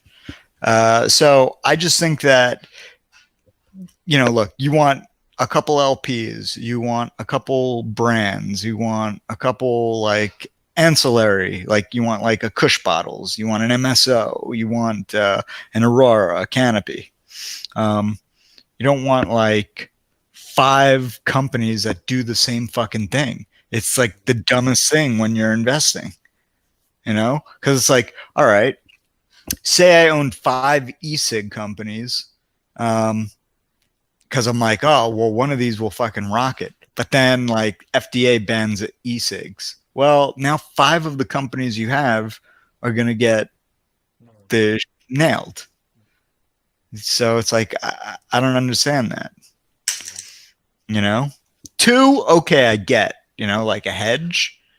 but you've got to be active in those because, you know, like my biggest beef with people in this space is, oh, I'm holding till 2024. That's fucking dumb. Okay. That is like the fuck you say that to me. And I just think that you like had a head injury. Because at that point you're married to a stock. And if something goes to 10, goes back to 5, goes to 10, goes back to 5, and, you know, like has a, you know, a long-term pattern that you can identify, why wouldn't you take some off the table and then buy back lower and then put that money to work elsewhere? You know, like pot stocks is a lot like the craps table. You know, the name of the game is like hitting your number and then rolling those gains into other numbers. You know, if you do that enough, you end up with a big pile of chips. It's funny, I was watching you play for the longest time, and I'm not a big gambler at all, and I'm just staring, I'm like, okay, I can get this, I can understand this. I left not knowing even remotely more than what I did when I first got in there. That's confusing. It's so easy. Acreage Holdings. Acreage Holdings. Yeah, I like them. I like Acreage. They fuck, man. That IPO was a disaster. There's been a couple of really bad IPOs in the last Yeah, months. I'll here. Let me name them. Cresco was bad. CBII was bad. Harvest was bad. Cureleaf was a fucking abortion. Acreage was an abortion. Give me one IPO that was good. Funny enough, GGB. They have a good IPO. Listen, we rode the GGB thing all the way up to, I don't know, somewhere around $5, somewhere around there. And we liked what we saw. I remember talking about it in our last live in November. And then all this Apple stuff came out, and there was a lot of negativity, and I saw the two houses running it up on the market, which are the two lead financers. And I thought, you know, now's a good time to exit. So I made a good buck, actually. But, you know, I like the management team, but... Well, I feel bad for Jordan. He's had a few questions in here, so I just want to make sure I ask this one. This is an interesting one, too, because Planet 13 and Tyson, they're having they're called the Tyson Ranch, I think. Yeah, he's got a kennel. Yeah, they're partnering with Planet 13 and Mike Tyson. I just found it really interesting, though, out in Vegas, when all those new licenses were given away, a bunch of these companies got those licenses. Planet 13 didn't. I wonder if there's a reason. I'm hearing some public companies having issues with regulators in Las Vegas. You know, they could always buy one. You know, Planet 13 will be fine. But I just don't understand, you know, like, I get it. They've got a dispensary and a grow, but where's the growth? You know, I think it's a good company. I've owned it before, but what's the next step if you're a fucking dispensary, basically? And besides partnering with a convicted rapist. Hey. That's a fact. It's pretty fair. I cannot see now because this guy took a huge shoot of his fucking cannabis stick. I got contacts in. Can't see him with my eyes now. My eyes are the ones going red. I didn't even blaze. Dixie Brands. Dixie Brands. No. C1. Man, C-Web. Man, it's so hard. I'm so conflicted by this because I've been to Charlotte's Web, and way before they were public, I've been to their Nevada facility, and it was because they needed more money. And I went with some of my guys from Vegas, and they were having such a hard time passing inspection that it's hard for me to think of anything else. But on name recognition alone, I think that they'll be fine. If I was to hit this joint or blunt, I'd wait till it was a little bit smaller. You know? Boss. The year growth. Yeah, I interviewed that woman. She used to grow a lot of companies to that public. And she had like over 100 public companies to the public. Boss. Yeah. Thicker is boss. The Yield Growth Corp, they're all, like creams and topicals and that kind of stuff. I think they just went public 2 months ago? 3 months ago? Oh, yeah. Yep, December. You might recognize the name of her, possibly. She's done a lot of public vehicles. Yeah. Stories out there. I've talked to them before. This guy, Hugo Kotar. Do you know Hugo? Not me personally, no. Yeah, they were shopping a budget. There's a lot of money in this for promo. I can tell you that much. No, like a stupid amount. Yeah, it's good to know. Right? It's good to know when you get in the private placement and you ask those questions. Yeah. Hey, do you like esports? Yeah. You don't know much about it? On the stock side? I know there's a lot of private action going on right now.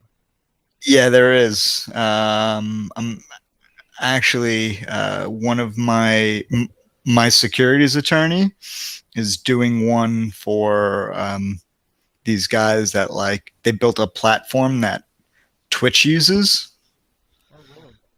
Yeah, it's called Moxie, and I might be putting money into that early. Well, it's really doing into a platform.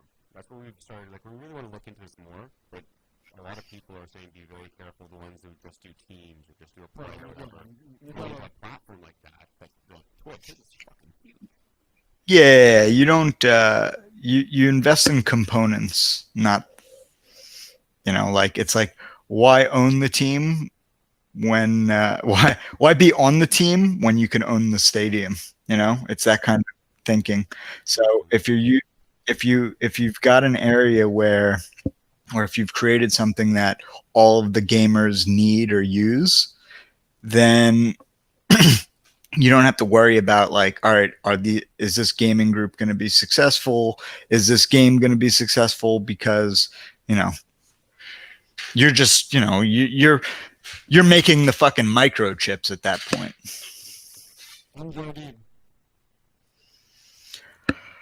Yeah, I know the founder.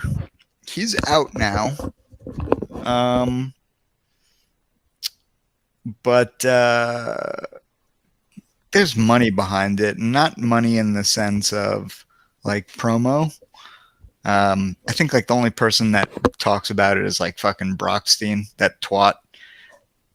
He gets paid, by the way. I don't know if all of you people know that. He just doesn't disclose properly.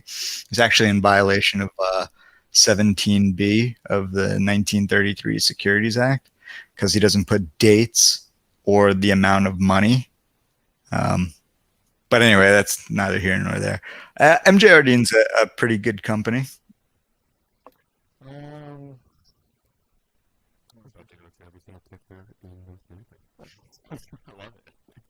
Okay, let me look at some on my list. We've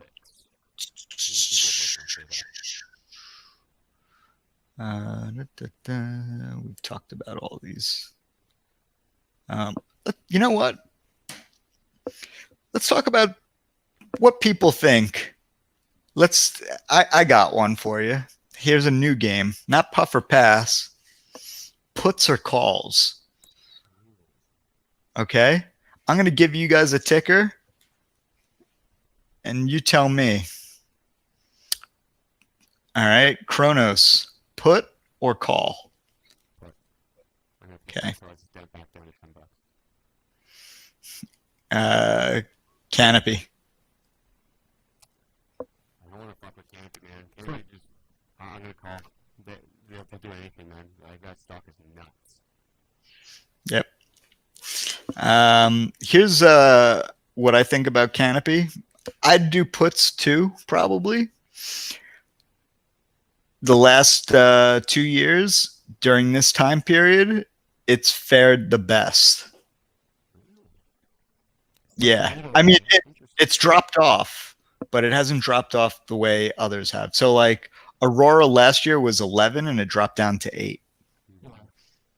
You know, so you're talking 30% drop right there.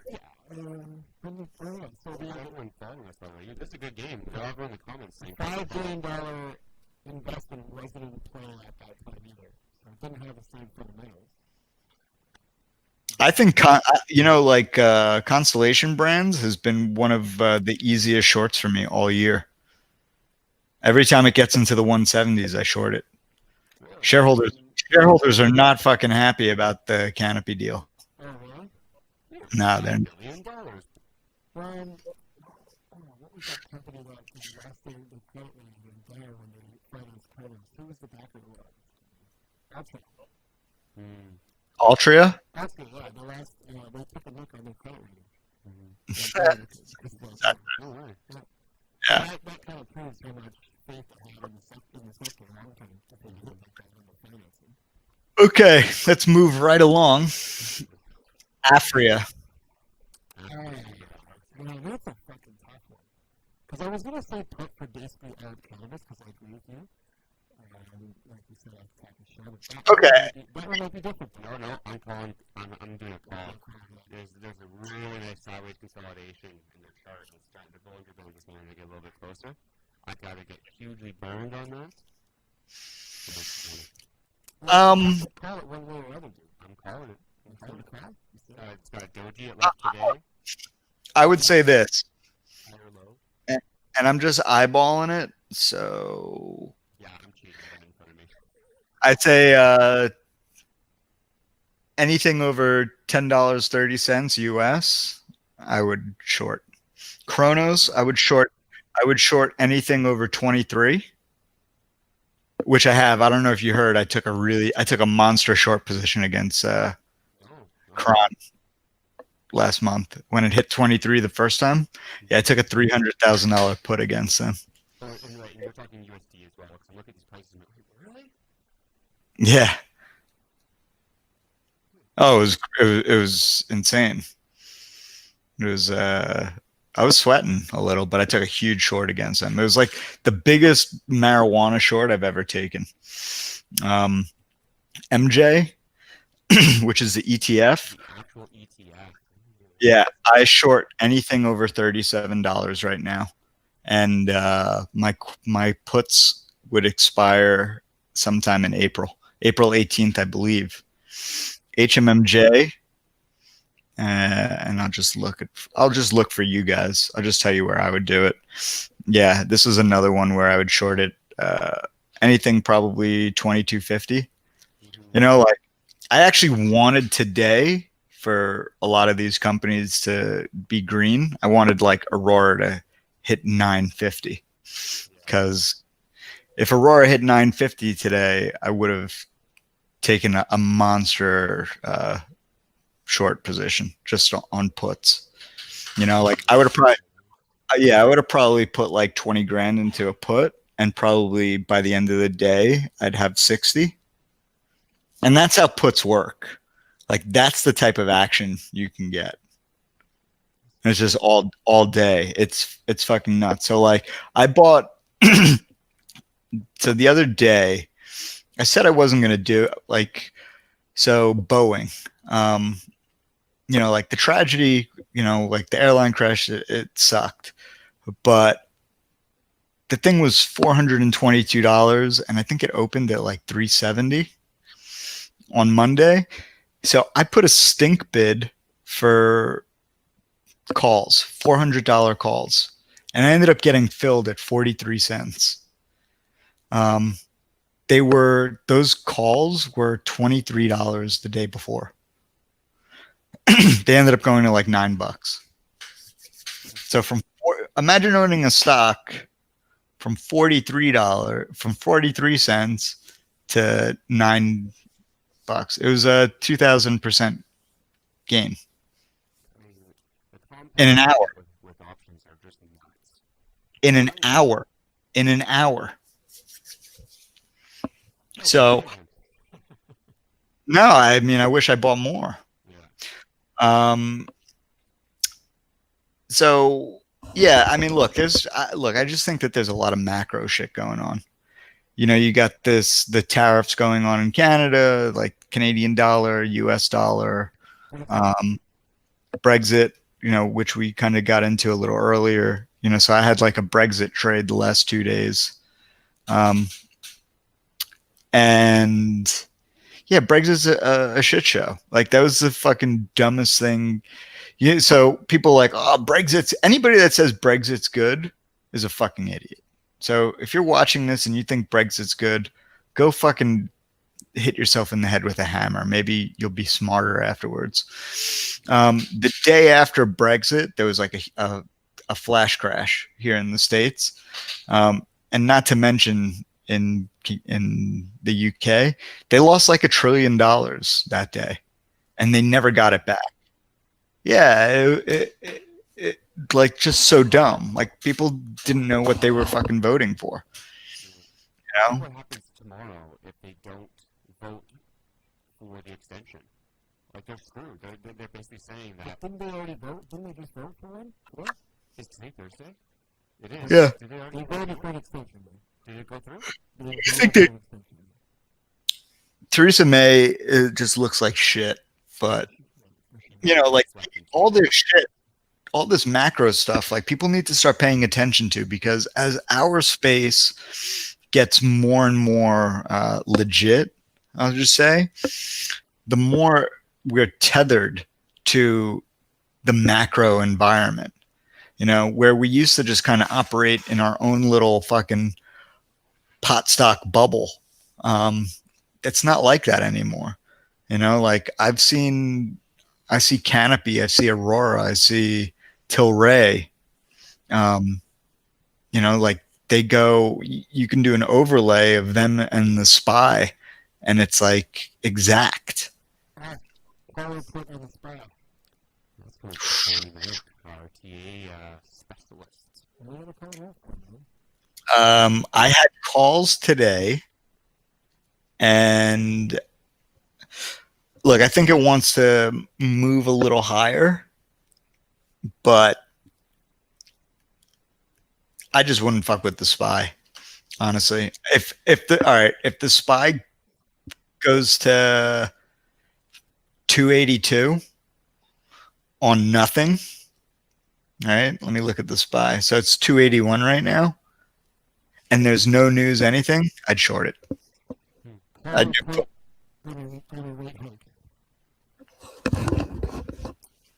put. I don't think there's going to be a rate hike.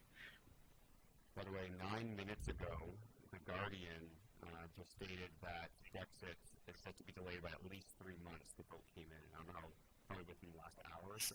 That was 9 minutes ago. Hey guys, I'm going home. You're going home? Yeah, I'm going home. We're only on like hour 2. We're supposed to go 7 hours. Isn't this how Joe Rogan does it? You just go for 5 hours. Yeah, that's good. Sometimes, you know. And I think, actually, I'm almost positive, maybe we'll see this for tomorrow, I'm almost positive Johnny Mac had T-God and Aurora lined up for TA. Well, hell, you should always call around and do it with you. Oh. What are some last notes from Mr. Vermont? I don't know, guys. I don't know.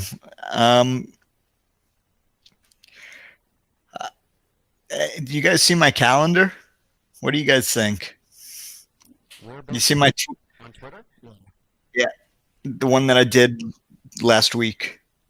How was it going last week? I know you do one each year. Yeah, well, you're basically saying it's a little crappy. Yeah. So on March 5th, I said that I thought it was going to pull back. And it did. And I said that the 13th, which was yesterday, was going to be the peak. So like your last chance before the pullback. So far, I'm 100% on the money. And I know I'm on the money because I didn't get fucking trolled once today about it. Does Donald Trump make it to 2020? God, I hope he has a heart attack. He literally doesn't make it to 2020. I think he's gonna run, but I think the only reason he's running is because he doesn't want to get indicted. He's fucked. Like, I'm Republican, and I'm like, this fucking guy is fucked because it's not even the federal shit in Mueller that he has to worry about. It's the Southern District of New York, which is SDNY. Can't give a pardon to somebody for state stuff. And that is like these people, it's like the A team of like financial crime, or like these are the people that'll find it. Like this is like the top of the top of the top. So he's fucked. So yeah, I hate Donald Trump. Do you think that your brothers and sisters that are in the States legalize cannabis for recreational use? 2021 if we get a Democrat in the office. So you don't think there's a chance that a Republican would pull through?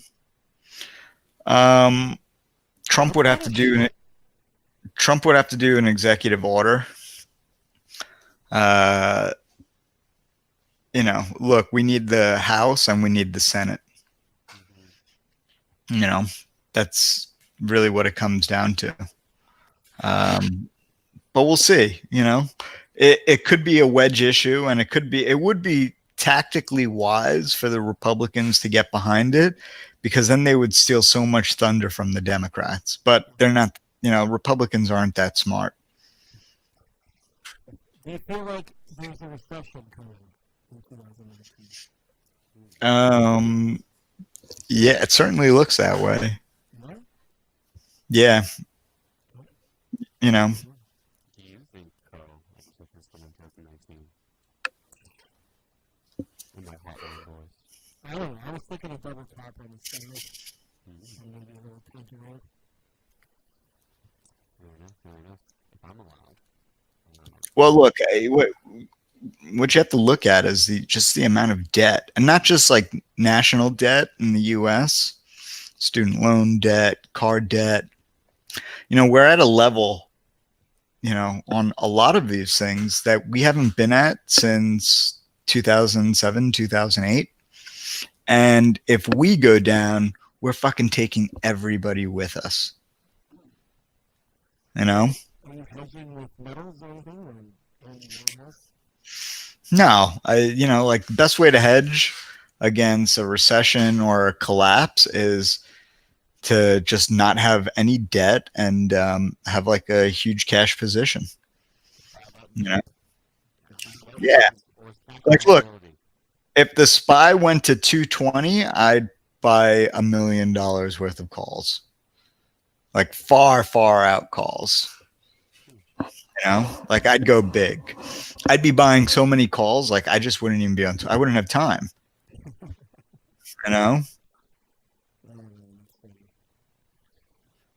So we did.